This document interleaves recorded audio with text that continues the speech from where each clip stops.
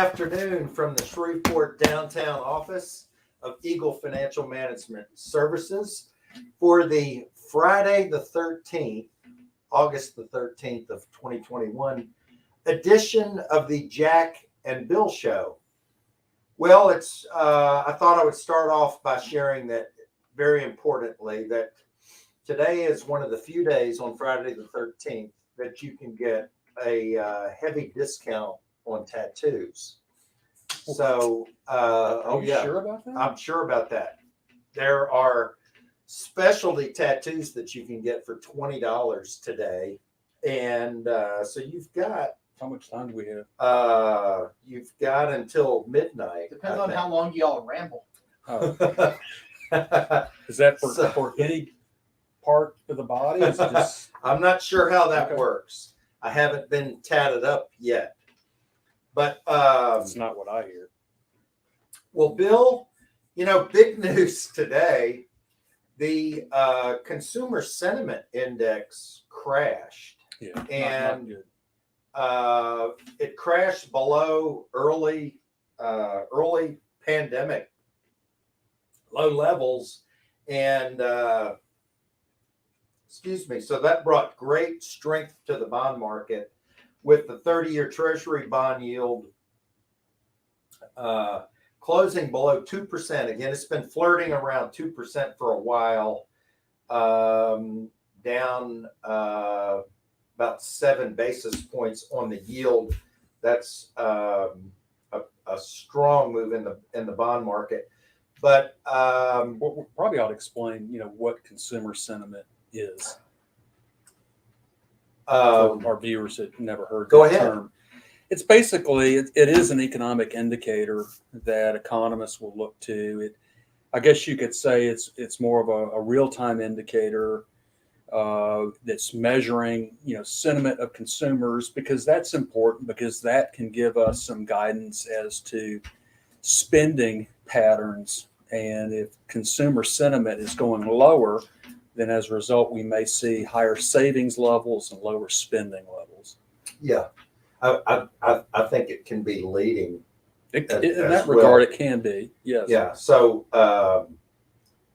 with that, the most of the major market indices actually experienced another round of all-time highs, with the S&P 500 through yesterday up 19.8%. It was up 7 points today to 4468. That is a new record. Pretty much has us right at 20% on the year. Who would have thunk that? Both the NASDAQ and the Dow were up fractionally. The Russell 2000 small cap index was down 0.9%. I think, on the sentiment numbers. West Texas Intermediate down $1.11 a barrel today to 67.98. And both gold and silver were up sharply today. Gold closing at $17.80, or up about $28 an ounce. And some of this today too. The market's really wrestling with this Delta variant, and I'm starting to see a shift in some of the thinking. It was like, if we can all try not to be, we're not being political at all. We like to just try to be, factual, present the facts, and let you make decisions about things. But, it seemed like if we could all get vaccinated, and when you add those people to the people that had caught the virus, that we were rapidly getting close to what they call herd immunity. Excuse me. But now we've seen that this virus is evolving so rapidly. There were numbers that came out yesterday, and I thought I would mention this because we talked about this briefly last week before we get into the meat of what we're doing. In fact, we mentioned last week that Pfizer was one that had a very attractive valuation, and we thought that Moderna and BioNTech were really kind of pricey, much more volatile. Those two stocks got hammered this week, and Pfizer moved up sharply. So, and I actually think that Pfizer's a name. If you think this virus is going to keep causing problems for the foreseeable future or the long term, to me, Pfizer and Gilead Sciences, which we mentioned, the maker of remdesivir, would be a great way to play that. High dividend yielding stocks, more than twice the dividend yield of the S&P 500 and less than half of the market valuation. Those names could be home runs if this thing continues. And that was the news that we saw, a study that came out yesterday suggesting that these messenger RNA vaccination stocks have been very efficacious through 6 or 7 months, but during the month of July, the Pfizer vaccine only 42% effective. And so what they're going to have to be tinkering, I think, with the formula in the future and booster shots and giving booster shots. The nation of Israel today recommending that people over 60 years of age get a third shot if they haven't had a shot within, I forget, either 5 or 6 months. So that brings us to our discussion. Bill, we're going to do a series of 1 or 2 or 3 Fridays talking about. We're ultimately going to get to, why would you hire someone like this, and how do we go through the investment process? How do we construct portfolios? And so why don't you start us off, William? Today we'll begin this series with a discussion about why someone would want to come and hire us at this point in time, and also, what are their expectations? Why do they want to work with a professional money manager instead of just doing this themselves? I know in the industry that there's a term that's used. It's called onboarding to describe the process of bringing new clients into the firm. I'm just not a fan of that term. I understand what they mean, onboarding, but it's such a callous term, and it just seems to be dismissive of the client, and it really seems to be more focused on the firm, how they can get them, into the firm. And it's almost, I think about like cattle and herding cattle onto a cattle truck. So I'm not going to use that term. I want our prospective clients to feel like that we are focused on them. And so the question, why are you seeking our help at this point in time? What is the reason why you are here in front of us, meeting with us? And a lot of the reasons can be due to, well, for example, life events. That's a common driver in someone's decision to work with an investment professional. And a life event can be something like, could be a death in the family. It could be a birth of a child, marriage, divorce, parents requiring elder care. There's a number of things, that could qualify as a life event. But these life events do tend to focus people on the need to get help, professional help, in addressing financial needs. It could be something that's employment, related. Someone who's a business owner, for example, could sell their business. Well, what do they do with the proceeds? Or maybe someone gets promoted at work and has extra income that they need to put to work. Yeah, those are just some real life examples of. We've had quite a number of new clients coming in, and I'm just trying to think. I think of a client that got divorced, came into a divorce settlement. Another client whose business has just really taken off. Another client who the client and the spouse, each one of them having a mother and father, they lost 3 of those in a very short period of time. So there was an inheritance there. Then we have new account we opened today with a young gentleman who is making significantly more money than what he needs to live on, and he desires to save it. That's one thing. People have to do something with their money. Right. So what is it? That Well, I was going to say, we do with it? sadly, we've had clients who have passed away due to COVID, and so it puts an additional strain on the family members. Not only are they dealing with grief and all the issues surrounding a death in the family, but now they also have financial issues, and that's where a firm like ours can really be of help. If Absolutely. nothing else, just organizing everything. Okay, let's look at these records. Let's look at these beneficiary elections. Let's sort this out. Let's help you. So, the areas of assistance, that we are often asked to provide would include, like what I just described, looking at benefits, insurance policies, annuities, that have beneficiary designations, or reviewing employee benefit plans. Another big thing, and gosh, everyone revolts, when I bring up the B word, budget. No one likes that. But when it comes to planning for the future, a budget really can help. And, we can assist people in coming up with monthly budgets such that they know how much, they can spend and how much, they can afford to save towards a future goal. I'd say another category, areas of assistance when it comes to life event planning would be income replacement or income protection.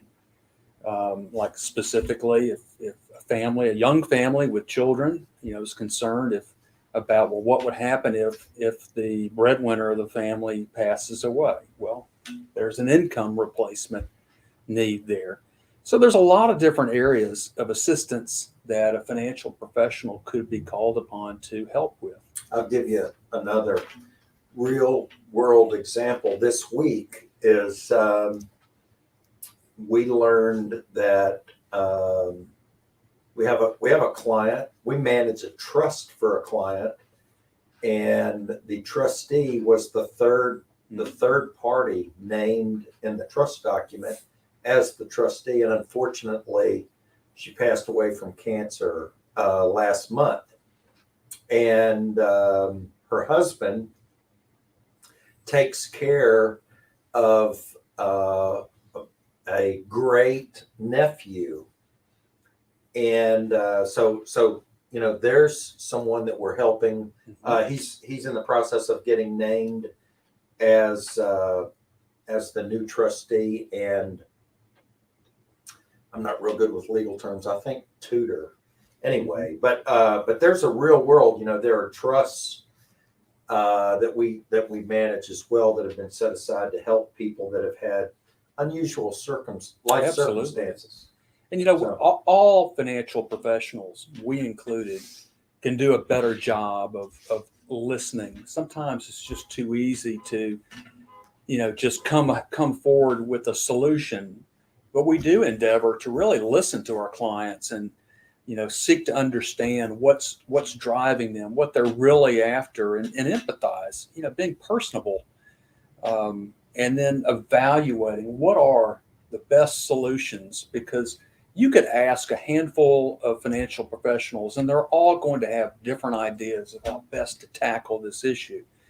So the last thing is really just being able to advise objectively, and being a fiduciary firm, where we have a duty to act in the best interests of our clients. We take that very seriously. We want to be objective with all the advice that we provide our clients. Yeah, and I think of Bill, just sitting down with a yellow pad and going through there. The first thing that we want to know is, how much understanding does the person have sitting across the table from us? I mean, do they have a history in the markets? Do they have a reasonable understanding of what to expect from the stock and bond markets, talking about return expectations or risk tolerance? Do they understand how many months out of 12 will their statement go higher or lower? Depends on Right. what you put it into. How much higher or lower? So basically, income needs. Is there a need for preservation of capital? Do they need to live off of the money? You know, are they in the what part of their life cycle? Yeah. Or Yeah. accumulation versus distribution? No, yeah, keep going. Yeah, a lot of times we will get people who will come and see us who just have this epiphany moment. It's the wake up call. Oh my gosh, I really need to get serious about saving towards this goal. And, I think most people understand the benefit of starting early to save. But in reality, most people don't have that. Most people are just trying to make ends meet. And so when families do have some extra income and they have this desire to get serious about, whatever the goal is, that's often a reason for people to come see us. And these common goals that people are coming to us for help with would be the big ones like retirement. That's the biggest one right there. How do I save for retirement? I want to have enough to live off of, to maintain a standard of living that's acceptable to me. Another big one would be college savings. I've got a young family and I want to set aside money to help pay for college for my kids. Or maybe these are grandparents and they want to provide that wonderful gift to grandchildren. Or it could be a major purchase. That's another one. A young couple saving for a down payment on a house. So, like I said, the common driver of that would be, the wake up call. Gosh, I've got to get started. Or it could be, someone's come into extra money. For whatever reason, they've come into extra money and they're not really sure how to best deploy that. So, what are we doing? What are we being asked to do? Bill, that made me think that when I started my career at Legg Mason, I got a phone call on a Friday afternoon from a client who had put $1 in the Megabucks slot machine and won $5.5 million. Nice. So that's pretty nice. Very and nice. He's still a client. I got a phone call to come down to the casino. He had two options. One option was to make a lifetime annuity out of it, maybe like a 20-year annuity.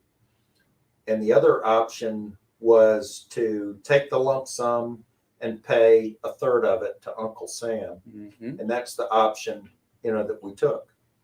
So you took your Hewlett Packard calculator with you. Now I'm not a gambler. I took my HP 12C and we crunched it out and advised him not to put his face on any billboards.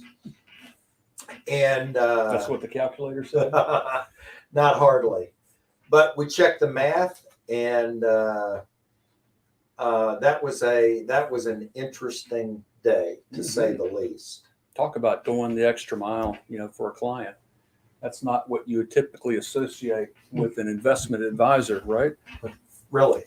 But for people who are coming to us for help in saving for some kind of future goal, where we can really be of assistance there would be, for starters, just quantifying the goal.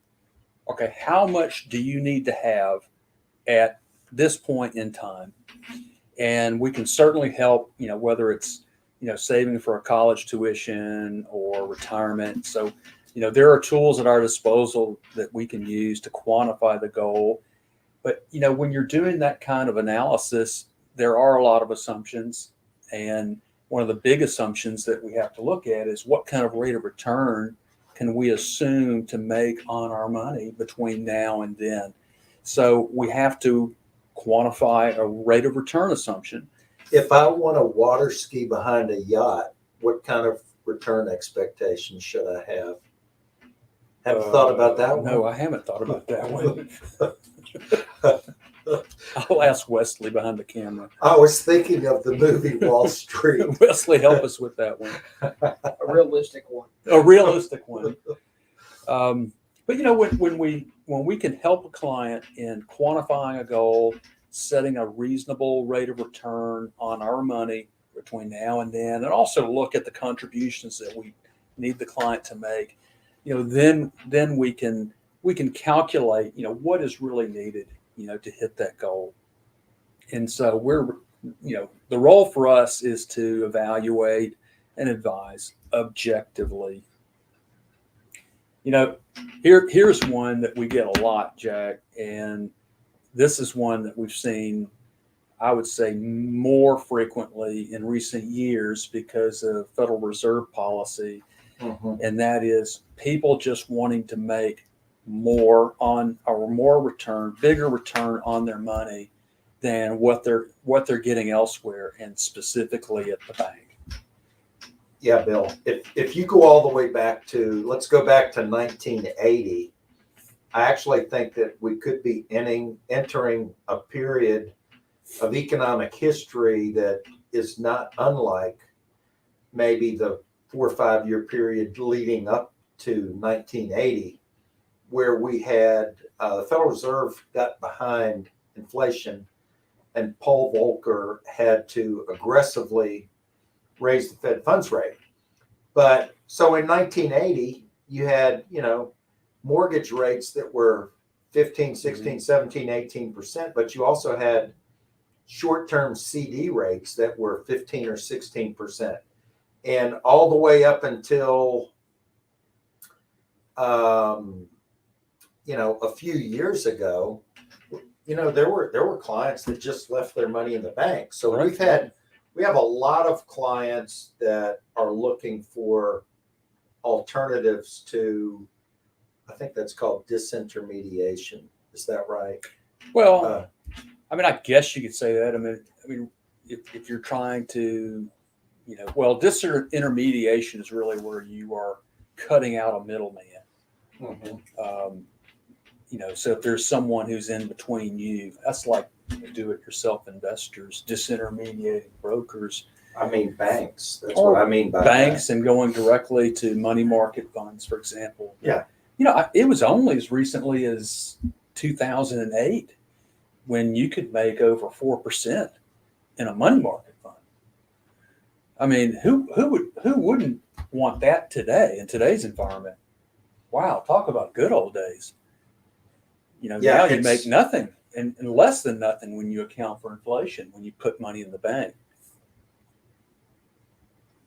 Yeah, I mean, and today, if you buy a 2-year Treasury note, the yield is 0.2%, not even taking fees into account. Crazy. 0.2%, and we've got CPI inflation at 5.6.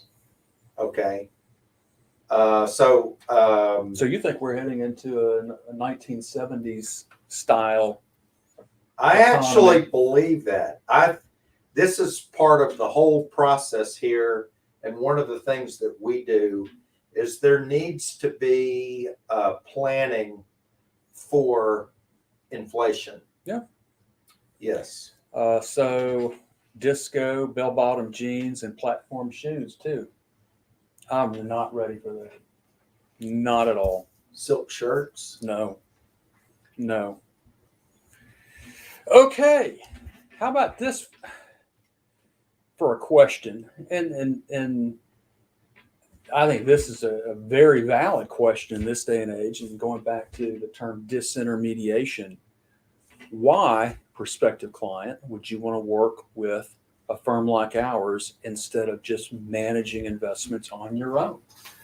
We have seen a real curtailment in the investment industry as investors have largely left brokerage firms and have turned to do-it-yourself firms like Vanguard or other online platforms, and have turned from active management to more passively managed exchange-traded funds and the like.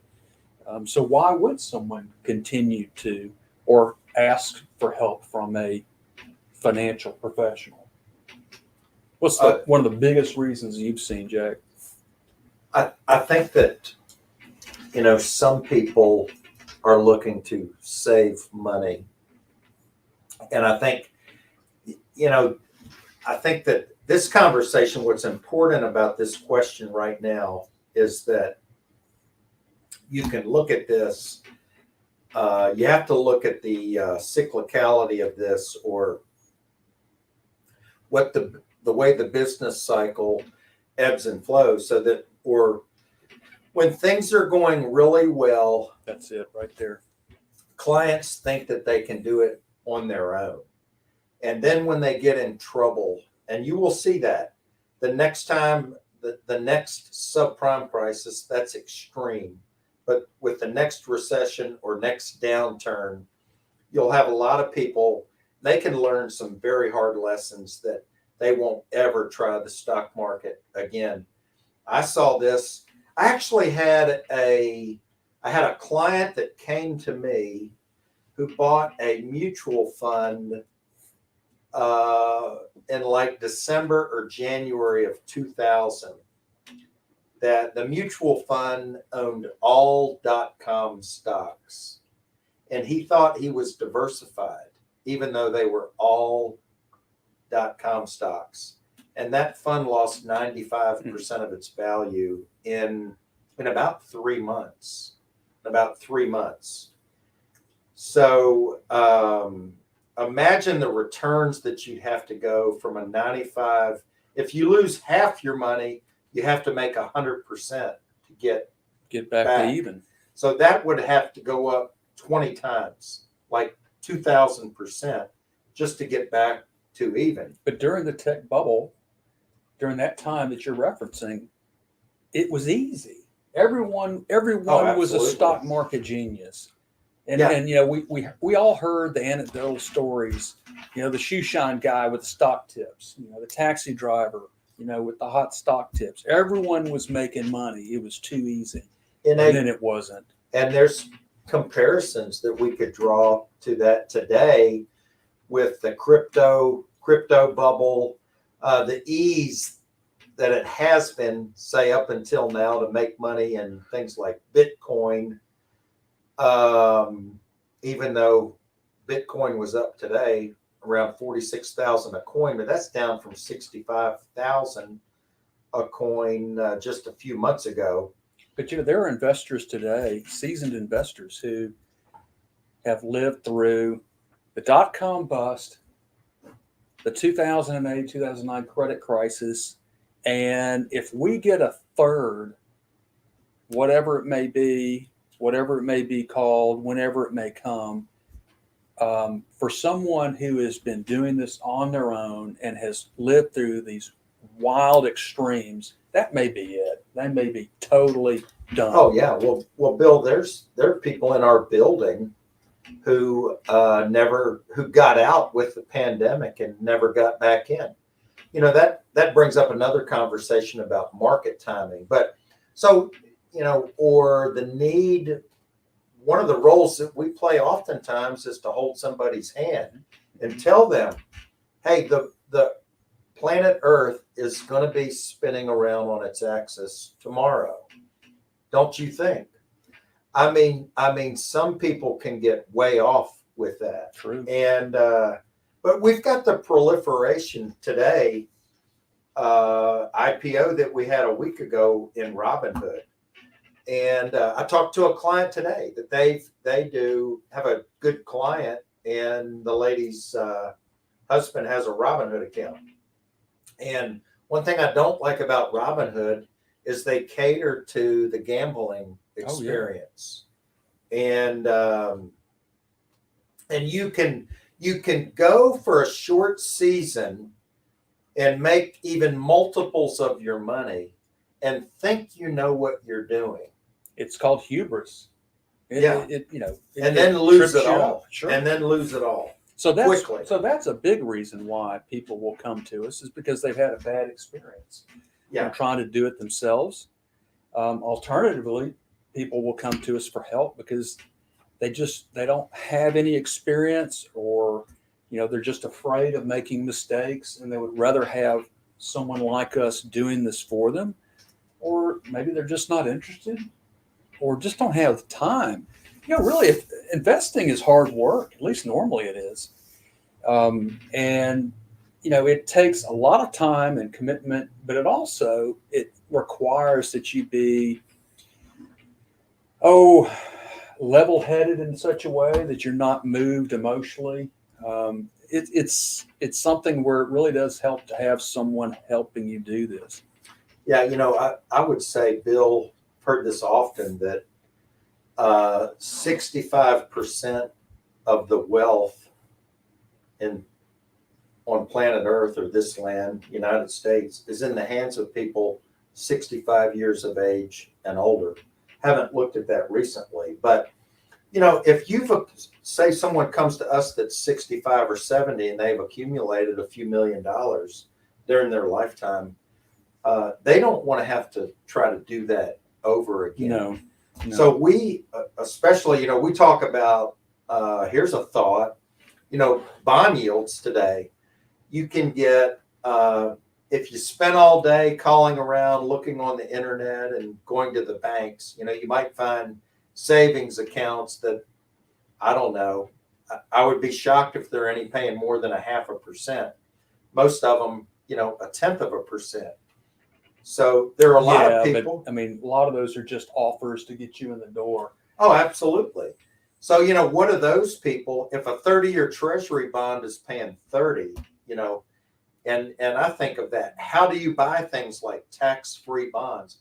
It's very difficult for individuals to buy these types of securities on their own, especially securities that trade on a principal basis.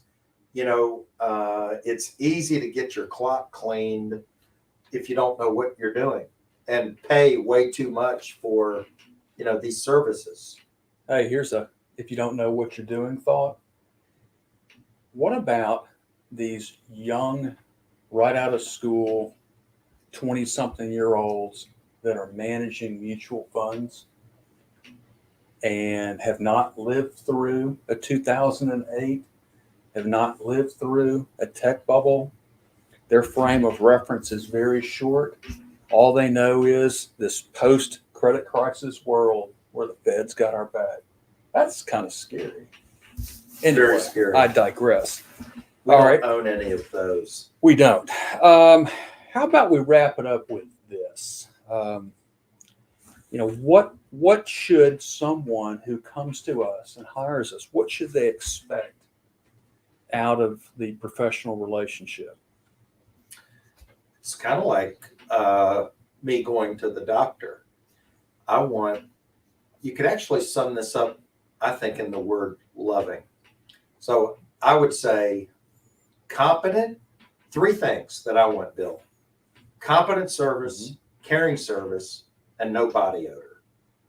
That's not a C. Oh, did I say C's? Yeah. I don't think. Okay.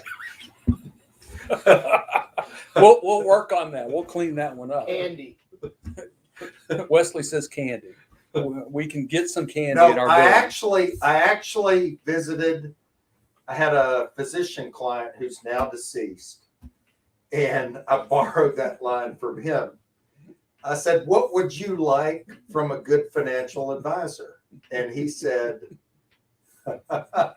that's what he said: competent, understand what you're doing, caring, Yeah. cover my back, and make sure you use deodorant. Deodorant's good. I don't have it on my list. Maybe I should.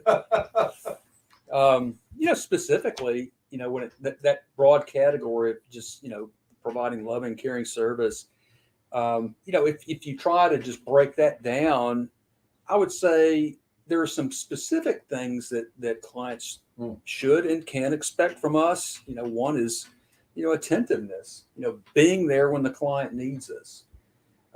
Client calls, if we're not here, we're going to call you right back. If you need us, we're going to be there for you. Character. Okay.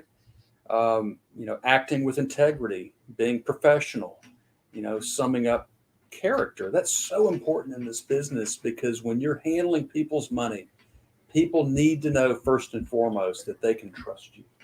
And we've seen too many examples of people who had the appearance of trust, but in their heart, they were thieves. We've said this before on the show and many times in past shows. We are a fiduciary firm, so we have a duty to our clients. It's a higher standard of care than other industry participants. Here's another one I'll leave us with, and that's education. I really enjoy it. I know you do too, Jack, and that is educating our clients. And it takes time, and we love spending time with clients who have an interest in what we do. Not everyone does, and that's okay. We have clients that don't care, they don't want to talk to us, they just want us to do what we do. But then we have clients who are very involved and really want to learn and work with us. They want to know the investment concepts. They want to know why we're doing what we're doing, when we're doing what we're doing, and they want market updates, and we are more than willing to do that. I love to see our clients take an interest and understand why we do what we do for them. Yeah. Because the better the client understands what we're doing and the philosophy behind what we're doing, the happier they're going to be. They don't second guess what we're doing. So that's I like this first segment, that we've covered here. Really just delving into the first stage of an engagement with a prospective client, and what they're trying to get out of this, what they need, and why they want to work with the professional money manager instead of doing this on their own. And our next week's show, we're going to continue down this path. So if anyone has questions about anything we've discussed here today, or if they have some suggestions of some things that we could discuss in this series, please shoot them to us. We would welcome that feedback. Yeah, that's good, William. Before we wrap up, last week we were coming into the last day or two of the Olympics. And if you haven't seen this, I would recommend that you watch a YouTube video of Bob Costas. I think he now works for NBC, and he talked about the games this year, which were not attended at all. No. We had interesting to hear his remarks on things like Sha'Carri Richardson, who was basically didn't travel abroad because she smoked a little weed. Yet you have a workaround for a country called the Russian Olympic Committee, which finished third in the total amount of medals, called the Russian Olympic Committee because they've been cheaters since World War II, with Putin, at the top of that program. But anyway, the cool thing was, I hope there's something prophetic to this for America. But the USA pulled it out in the end, winning 39 gold medals to China's 38, to host countries Japan's 27. And we had 113 total medals to China's 88. So a pretty wide margin there. And hey, Bill, the Saints are playing again. We have 3 preseason games tomorrow, the Saints and Ravens. I was reading, my wife is a huge Saints fan. We're going to at least one game this year, provided that no government officials prevent us from doing that or from flying. We're going to Charlotte next month to watch them play the Panthers. But they are Drew Breesless this year. And I read in the paper today some people who've watched some of the practices talking about Jameis Winston and Taysom Hill. Who will get the starting role? I think it's going to be Jameis Winston, but I think you're going to have quite a bit of some Taysom time in there too. And but the guy commented that he'd watch a practice and Drew would throw the ball 20 times and they'd catch 18 of them. One guy would drop one and one out of 20 would be a miss. And they said Winston has looked good spottily or at times, and Taysom has just flat out missed some easy passes. So, but this is training camp, even though there's only preseason games and the NFL's about to get underway in a serious way. And the LSU Tigers taking the field, I think the first weekend in September in Los Angeles. I talked to a client today who intends to fly out there. And we don't know who will be their starting quarterback yet. No, we pretty much know. It's the lefty because the number 2 guy broke his arm. So Johnson is supposed to be the starter, but we'll see. So he's got an awesome pedigree. Tigers are ranked 13 preseason. Alabama has reloaded and they're number 1. But all this is getting ready to get underway. Okay, that's a wrap. Bill, we will join you guys for the next show with a continuation. I hope y'all found that to be interesting. Be safe this weekend. Make good decisions. And don't forget, tattoos are $20 on Friday the 13th.